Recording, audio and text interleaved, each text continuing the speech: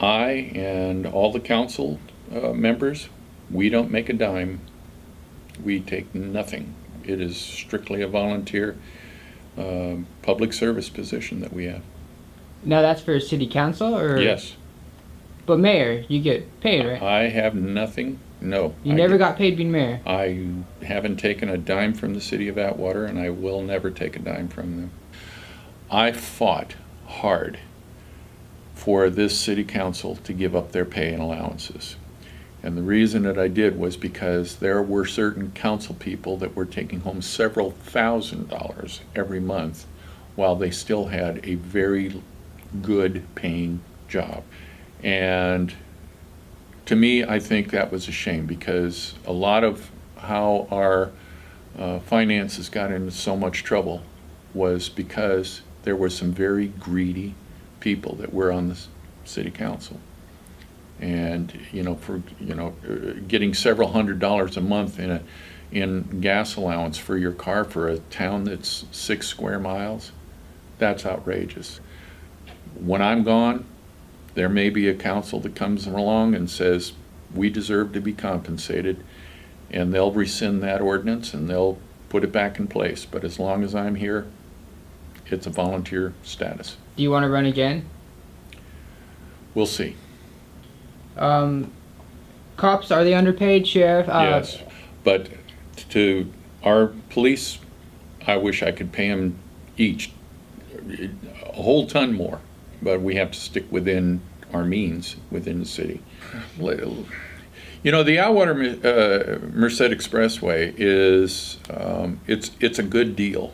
The figure I've been hearing is around $60 million. Also, there was a CEQA that was completed, but we understand that we also have to do a NEPA on there, which is an environmental study on the federal side. Right now, the figure I've been hearing is around $60 million. One of the things that was particularly disturbing to me here, most recently here over the past 5-6 months or so, SB 1 was passed. Now, when SB 1 was passed without voter approval, there was a lot of deal making going on.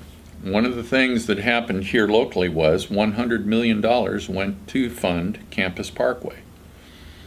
That was a little bit disturbing to me, because I sit on the MCAG board, Merced County Associated Governments, which our primary function is transportation issues. Part of what we have is a prioritized list of regional projects. And one of those projects was the Atwater Merced Expressway for Phase 2. The Campus Parkway was not that highly rated in the progression of regional projects. What was kind of disturbing to me was that we had our senator and our state assemblyman, Senator Cannella and Assemblyman Gray, get that money, $100 million for Campus Parkway. Now that's all well and good, but what particularly disturbed me was that, you know, they took away some of the authority of what MCAG is all about. We make those decisions on prioritizing our regional projects. They made that decision for us with Campus Parkway. So they left you out? MCAG was never consulted in that. That's a fact? That is an absolute fact. And I made those comments at MCAG shortly after SB 1 was passed. And that was, it's a done deal now and all that. But had it been me, in my, if I had been king of the world here, I would have said, hey, we're going to get $100 million, give it to MCAG, you guys prioritize your project, and let's push that. project, let you be the decision maker on So it. the goal was for that is to work together, but That's, unfortunately it didn't. it didn't work that way. We were bypassed. Why is Atwater in debt? Atwater has a balanced budget. Our general fund is still 2.8 million in debt. And that's from 3 million something some time ago. That was due to some decisions that were made by previous councils that borrowed funding from other sources within the city and all that. Now, to just blatantly say, why are we in debt? Well, let me kind of clarify some things on that. We just passed a budget here a week or so ago, and our budget is balanced. Now, some people still insist that we're not a budget that is balanced. That's just not true. Our budget has been balanced each year that I have been on the council. Now, what does that mean? A budget that is balanced means that funding is in place to meet all of our obligations. All of the obligations are being met on this budget as well. Well, okay, so what should be done about Castle? Some of the people still refer to this place as Castle Air Force Base. And that's the way they referred to it in that roundtable. So when it came to my comments, I said, here's one of the problems that we have here after 20 years. People are still calling this Castle Air Force Base. It is no longer an Air Force Base. 20 years and we're still calling it Castle Air Force Base. First thing we have to do is call it what it is and not refer to it at what it is not. So I said, we need to start calling it Castle Airport or Castle Commerce Center. The streets out here, I've been told by Darren McDaniel and Mark Hendrickson, our streets out here are not public streets. They are designated as private streets. Now, I don't know what that's supposed to mean. I've never heard that terminology used, but the county, in my mind, is responsible for Castle. It's under their control. So Atwater has no control over Castle. It makes that clear. No, it is the county of Merced. Now, there are a real small cutout of Castle that falls within the city limits of Atwater. That would be the Castle Air Museum, Bloss Clinic, in that general cutout right there, right up Hospital Road down to where Wallace Road is. Now that's Atwater on that side. The rest of it is all under the control of the County of Merced.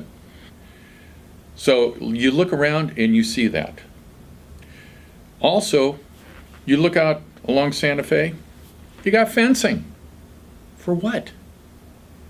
Now this was kind of a controversial thing. The city purchased a fire truck. Mm-hmm. Was it about $890,000 or was that Somewhere in that area.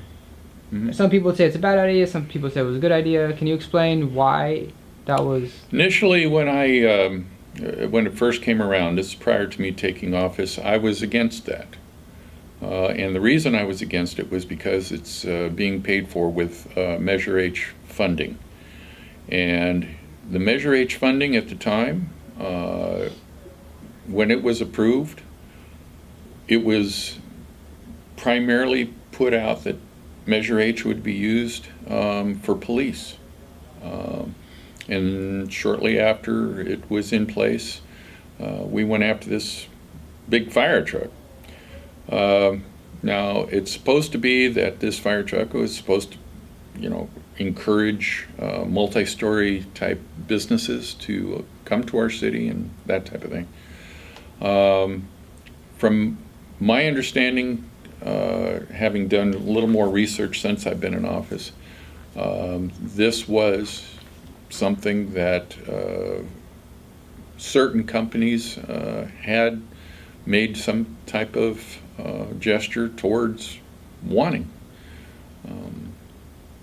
I don't know. I'm still waiting to see the benefit insofar as an economic benefit, insofar as a public safety benefit. I think of course, you know, a fire truck such as this, an apparatus like this, sure, it can be something that would be very beneficial, especially at our high schools, you know, where we have a couple of story tall, you know, gymnasiums, that type of thing. Target, Walmart, those, you know, for either fighting a fire or doing rescue. Sure, it's a benefit. But like I say, initially I was not behind it because I wanted to see the police taken care of first. Are you a subscriber of the Merced Sun Star? No, Want to pay for it? You kind of just, you don't. I just choose not to be. All right. Where do you get your news source from? CNN?